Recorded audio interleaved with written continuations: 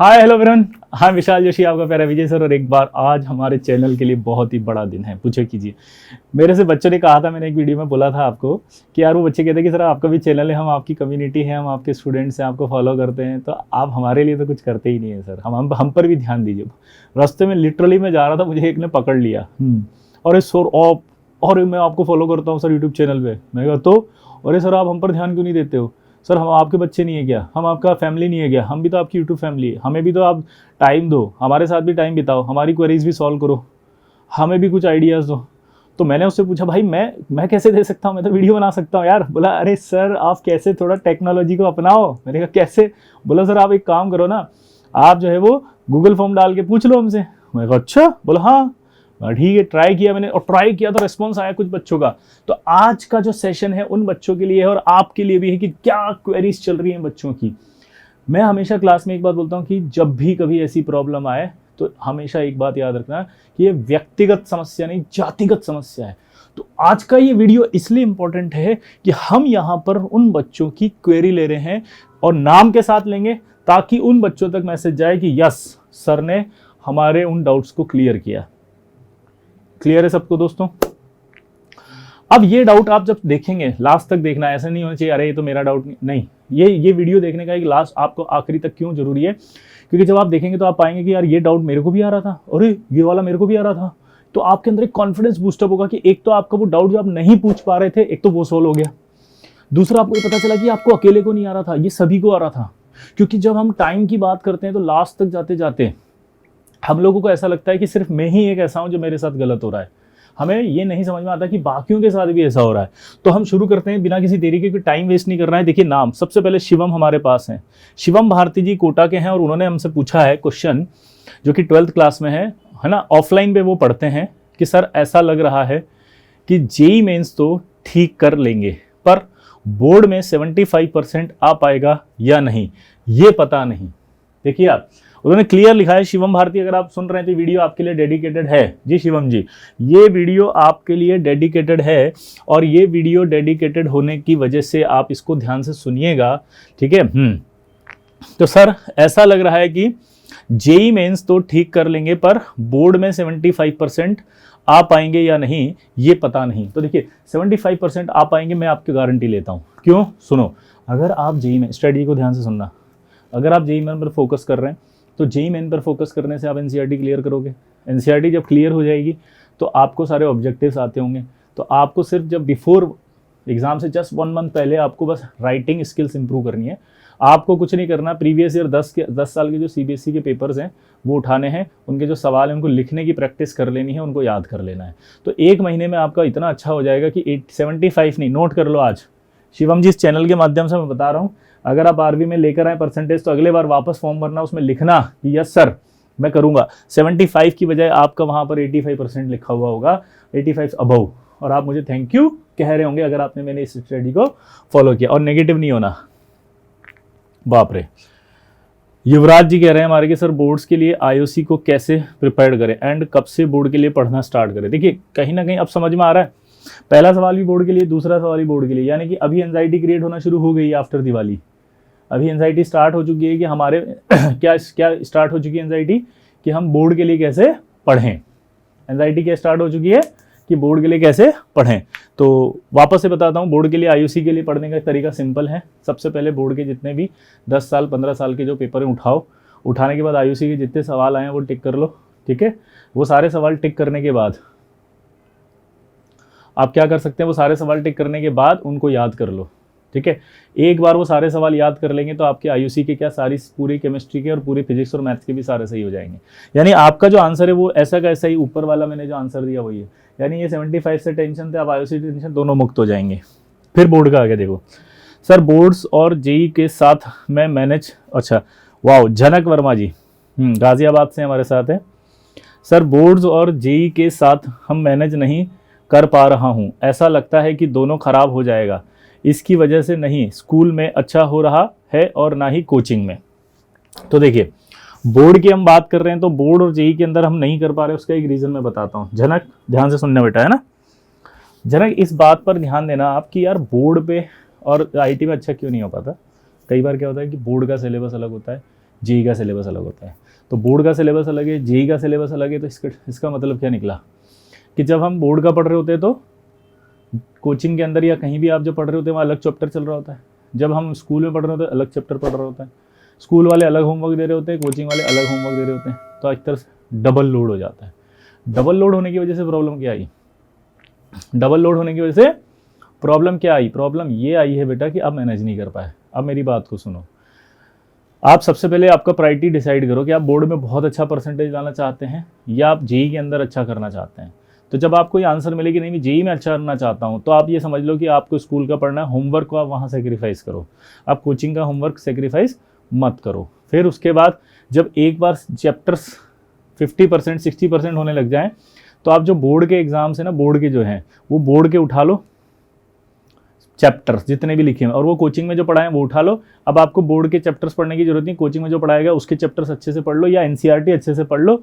NCERT अच्छे से पढ़ करके आपका जो है वो एक ऐसा पोर्शन तैयार होगा जो कोचिंग और बोर्ड दोनों का मिला के एवरेज तैयार हो गया। इतने चैप्टर आपके अच्छे हो जाएंगे। ठीक है, तो आई होप आप कर पाएंगे। ठीक है, वाओ। शाश्वत जी, शाश्वत कुमार राणा हमारे साथ हैं, हजारीबाग से हैं कि I am a dropper sir, I want to score up to 97 percentile in mains first attempt 2023, but I think that my preparation is, ये एक साथ ही आ गया क्या? अच्छा, तीनों का एक ही डाउट होगा इसलिए। ये बहुत सारे हैं, ड्रॉपर बैच के हैं, जिसमें से शाश्वत कुमार राणा का भी सेम सवाल है, नोमान अख्तर का भी सेम सवाल है, साहिल कुमार का भी सेम सवाल है और देवेश प्रजापति का भी सेम सवाल है। ये हजारीबाग से हैं, हमारे पास दुर्गापुर से हैं, सीतामढ़ी से हैं और ये जोहरा से हैं। ठीक है, क्लास इनका है ड्रॉपर, देख सकते हैं, सारे ऑनलाइन मोड के हैं। आपको मैं पता है ये क्यों लिख रहा हूँ, मैं जानबूझ के आपसे लिख रहा हूँ ये, क्योंकि मुझे आपको ये पता चले कि ड्रॉपर के डाउट्स क्या होते हैं, आपको पता चले कि 12th बच्चे के डाउट क्या होते हैं। ठीक है, तो आप देख सकते हैं यहाँ पर क्या दिख रहा है कि सिटी आपके पास आ रही है। आपको ये भी पता चले कि इंडिया के हर रीजन से सेम डाउट आते हैं हर स्टूडेंट्स को। तो मेरा जो डायलॉग होता है हमेशा वो क्या होता है कि ये व्यक्तिगत समस्या नहीं, क्या है ये, जातिगत समस्या। ठीक है, और ये फॉर्मेट भी मुझे एक बच्चे ने ही सुझाया कि सर आप ऐसे क्वेरीज लेके डाउट बता दो ना, क्या दिक्कत आ रही है। होता क्या है कि एक बच्चा अलग पूछ रहा है, एक बच्चे तो सारे बच्चों को एक साथ एड्रेस नहीं कर पाता मैं, तो उसने मुझे टेक्निक बताई, थैंक यू। इसी तरह आप भी सजेस्ट कर सकते हैं कुछ भी इस चैनल के माध्यम से, अगर कुछ आप पाना चाहते हैं, मुझसे पूछना चाहते हैं, तो उसके लिए आप मुझे सजेस्ट कर सकते हैं, मैं अप्लाई करना शुरू कर दूंगा।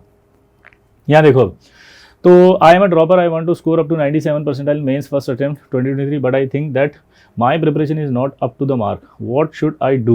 And yes, there is also backlogs which build up in the course, and how can I solve homework effectively? Please sir help me. Thank you sir. देखो, आपने जो डाउट्स पूछे हैं वो बहुत अच्छे पूछे हैं, क्योंकि नॉर्मल डाउट्स यही होते हैं। सबसे पहले बैकलॉग का सबसे बड़ा डाउट होता है, दूसरा होमवर्क इफेक्टिवली नहीं हो पाता। तो यहाँ पर आपको सबसे पहले एक लिस्ट बनानी पड़ेगी, और वो लिस्ट आपकी क्या होगी कि जो बैकलॉग है ना उनके चैप्टर्स को लिख लो भाई।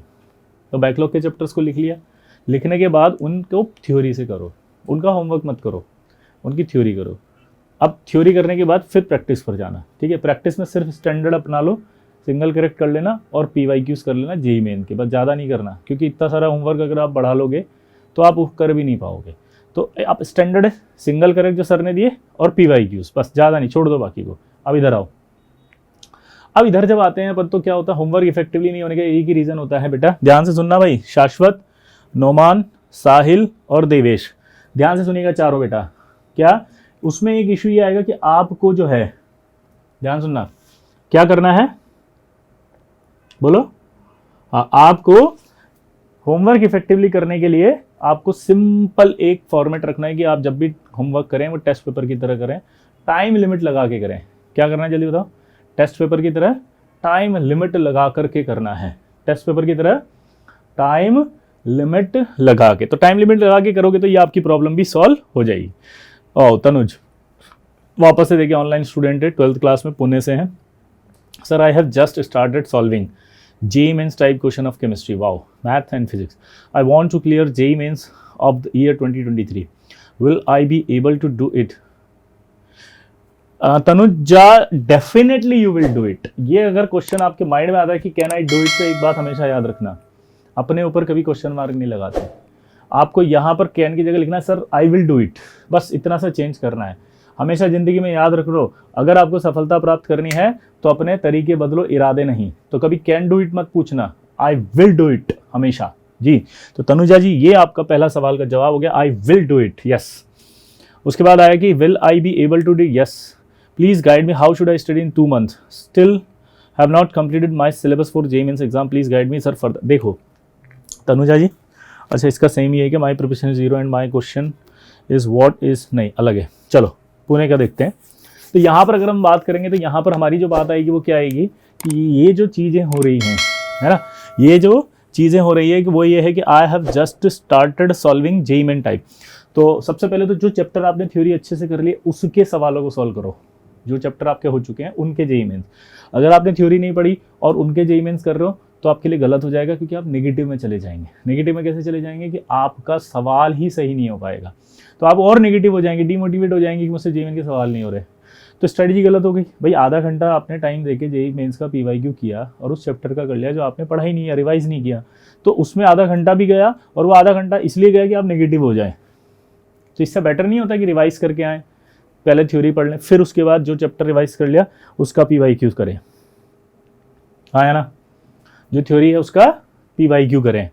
तो अगर आप ऐसा करती हैं, स्ट्रेटजी अपनाती हैं, तो definitely you can do it. क्योंकि आप एक बात भूल गए, जेईई मेन 1 अटेम्प्ट भी होगा, 2 अटेम्प्ट भी होगा, और हमें दोनों अटेम्प्ट में से जो बेस्ट स्कोर मिलेगा उससे हमारा रिजल्ट आएगा। तो अगर आप ये स्ट्रेटजी फॉलो करती हैं तो आप 1 और 2 दोनों अटेम्प्ट अच्छा कर सकती हैं।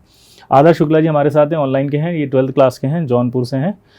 Sir my preparation is 0 and my question is what is pre requisite for the class in inorganic chemistry. इसमें आपने लिखा नहीं बेटा, class 11th, okay. Please give me answer in short video, I am follow your great channel, wow, thank you sir. I am preparation is 0 and my question is what is pre requisite for class.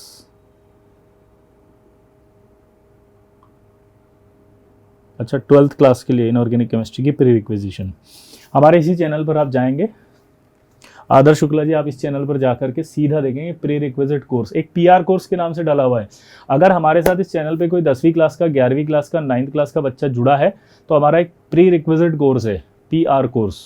वो 11th के लिए, 10th के लिए, IT के लिए, सबके लिए बहुत ज़रूरी होता है। वो बेसिक कोर्स आपको आना चाहिए, तो आप वो पीआर कोर्स जाकर के देख सकते हैं बेटा आदर्श, वो मिल जाएगा आपको। अभिनव ये हमारे साथ कोटा से हैं, ऑफलाइन में हैं। Sir what should be the priority order between current topics and homework, additional questions और चैप्टर, पीवाईक्यूज चैप्टर, रिवीजन और PYQ done. Wow amazing question है। कई सारे बच्चों को होता है क्योंकि वो हमारे साथ रहते हैं, तो ड्रॉपर बैच के होते हैं। वो ड्रॉपर बैच के होने की वजह से क्या होता है कि उन्हें समझ नहीं आता कि हम किस ऑर्डर को फॉलो करें। तो जो ऑर्डर है उसको फॉलो करना पता नहीं होता, इस चक्कर में गड़बड़ हो जाती है। तो देखें जरा क्या ऑर्डर रहेगा। What should be the priority order. तो सबसे पहले आपको हमेशा याद रखना है कि थ्योरी पर फोकस जरूर करना है, थ्योरी पर आप फोकस करें, फिर उसके बाद आप फोकस कर करंट टॉपिक, यानी कि थ्योरी मतलब करंट टॉपिक। हमेशा ये मेरे पर कॉन्फिडेंस रखो, आप अगर भूल जाते हैं, याद नहीं रहता, तो सब एग्जाम के दिन आ जाएगा। स्ट्रैटेजी उसी को फॉलो करें, आपको मुझ पर भरोसा करना पड़ेगा, मेरी हर बात पर भरोसा करना पड़ेगा। अगर आप मेरी बात सुन के भी दूसरा स्ट्रैटेजी वीडियो देख रहे हैं, आप मेरी बात सुन करके फिर कुछ और देखना शुरू कर दिया, आप मेरी बात सुन के रख गए और सो गए, आप मेरी बात सुन के रख दिया और फिर कुछ नहीं कर रहे हैं, तो फिर फ़ायदा नहीं होगा। लेकिन मेरी बात सुन के उसे फॉलो कर रहे हैं, एग्जीक्यूट कर रहे हैं, तो मैं डेफिनेटली गारंटी लेता हूँ कि वो पक्का सही होगा। तो what should be the priority order. तो करंट टॉपिक एंड होमवर्क की बात कर रहे थे हम, तो पहला करंट टॉपिक होगा, फिर उसका होमवर्क। एडिशनल क्वेश्चन अभी नहीं करने हैं, ड्रॉपर बैच है आपका, देखो बिल्कुल भी नहीं करने हैं जब तक आपका कोर्स खत्म नहीं हो जाता और उसके बाद रिवीजन नहीं हो जाता। पीवाईक्यूज डेफिनेटली करने होंगे, वो होमवर्क के साथ ही आ जाते हैं, ठीक है। रिवीजन अगर आपके पास टाइम बचे तो साइड बाय साइड करना है, अगर आपको कॉम्प्रोमाइज़ करके करना है तो नहीं करना। Compromise in the sense current homework या करंट चैप्टर्स को छोड़ के अगर आप रिवीजन कर रहे हैं तो आप रिवीजन को अभी होल्ड कर लें, पहले कोर्स कंप्लीट करने पर चलें, जिससे कि कोर्स कंप्लीट होने के बाद आप अच्छे से रिवीजन कर सकें। लेकिन अगर आप ये सोच रहे हैं कि सर मेरे टेस्ट में नंबर नहीं आएंगे, फिर मैं क्या करूँगा, तो देखो टेस्ट में मार्क्स अभी आए या ना आए उससे कोई फ़र्क नहीं पड़ता, वहाँ मेन एग्ज़ाम में आने चाहिए। तो मेन एग्ज़ाम में आने के लिए ये ज़रूरी है। तो हाय मुस्कान सिंह है हमारे पास, देवरिया से है। I have a problem in the managing classes with self study. देखो एक मिसकंसेप्शन क्रिएट कर दिया इन्होंने।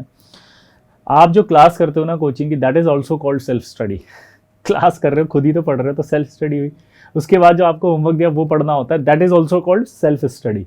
सेल्फ स्टडी का बिल्कुल मतलब ये ना निकालें कि मैं खुद अलग से कुछ पढ़ूं, that is not a self study and that is not a part of study and the preparation of IIT JEE। Clear, this is a misconception. तो आपकी स्टडी, आप ये ध्यान रखिए कि अगर आप रेगुलर क्लास कर रही हैं अपने कोचिंग में, लाइव क्लास कर रही हैं अपने, लाइव में प्रीफर करता हूँ, रिकॉर्डेड मत देखा करो, डिस्ट्रैक्शन होता है।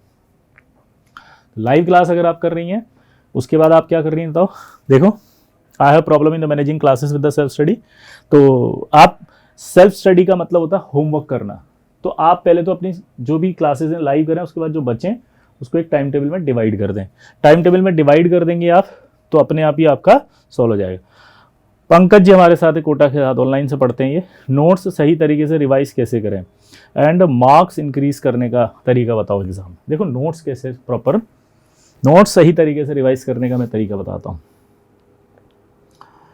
नोट्स, एक तो सबसे पहले जो करंट टॉपिक जैसे क्लास में चल रहा है उसको पढ़ो, अंडरलाइन कर दो जो आपको अच्छा लग रहा है। सारे पेज को नहीं करना, जो अच्छा लग रहा है। लाइक आपको लग रहा है कि यार ये वाला अच्छा है, इसके अंदर सर ने सही कॉन्सेप्ट बताया, ये सवाल मुझे अच्छा लग रहा है कि अंदर से फीलिंग आ रही है अच्छा है, तो बस उसको मार्क कर लो, तो वो आपके पास एक शॉर्ट नोट तैयार हो गए। तो नोट्स ऐसे कर लेंगे। इंक्रीज मार्क्स कैसे करें, अब जो जो अच्छा लग रहा है उसको मार्क करते जाएँ, टेस्ट से पहले उन्हें पढ़ें, पढ़ के चले जाएँ। करंट वालों को ही टेस्ट के पेपर के नंबर बढ़ाने के लिए एक ही तरीका होता है, जब आप होमवर्क करें एज अ टेस्ट पेपर करें। टेस्ट पेपर की तरह करके टाइम लिमिट में करने की आदत डालें और कोशिश करें कि एक पर्टिकुलर टाइम ही रखें आप होमवर्क का, फिजिक्स, केमिस्ट्री, मैथ्स में। तेजस श्रीवास्तव हमारे साथ झांसी से हैं। Sir, lost all my confidence in पीलिया, jaundice, typhoid, how to make come back with a lot of backlog. Tejas Srivastava, backlog अगर हो गया है तो देखो, मैं इनको आप सजेस्ट करूंगा कि पहले तो आपने यहाँ क्लास नहीं लिखी है कि 12वीं है, ओके। तो देखो, अगर बहुत ज़्यादा हो गया 50% से ज़्यादा, तो मैं सजेस्ट करूंगा यहाँ पर सबसे पहले बोर्ड पर प्रिपरेशन कर लो। बोर्ड पर फोकस करके बोर्ड में जितने चैप्टर है सिर्फ उनको पढ़ो NCERT से, ताकि आपका बोर्ड सिक्योर हो जाए। अगर आप ज़्यादा के चक्कर में पढ़ोगे तो थोड़े से भी चले जाओगे। तो ये कोशिश करो कि आप ज़्यादा के चक्कर में ना पढ़ के पहले स्टेबल चीज़ों के चक्कर में पढ़ो, क्योंकि बोर्ड करना अच्छा जरूरी है। या यूँ कहें कि अगर बोर्ड कर लोगे अभी, तो आप JEE मेन अप्रैल वाला दे सकते हो आसानी से। जो सेकंड अटेम्प्ट या फर्स्ट अटेम्प्ट जब भी होगा तो आप दे सकते हो। तो यानी कि आपकी जो प्रिपरेशन है वो अपने आप आएगी, कॉन्फिडेंस बिल्डअप होना शुरू होगा, क्योंकि आप चैप्टर्स करते जा रहे हैं। ठीक है, अपना एक टाइम टेबल बना लो कि भैया मुझे पर डे पर वीक में इतना कंप्लीट करना है। तो पर डे पर वीक के हिसाब से जब आप सोचेंगे तो कंप्लीट करना आपका अपने आप बैकलॉग कवर होने लगेगा। बस इस चीज़ को लेके आप हमेशा सोचते ना रहें। क्या बोला मैंने? इस चीज़ को लेकर के सोचते ना रहें, इसको आप सॉल्व करने की कोशिश करते रहें। और जैसे जैसे महीने बीतेंगे, टाइम बीतेगा, तो आप अपने आप जो है वो बोलो कर पाएंगे आगे की बात। आगे अपने आप अपना इम्प्रूवमेंट आता जाएगा।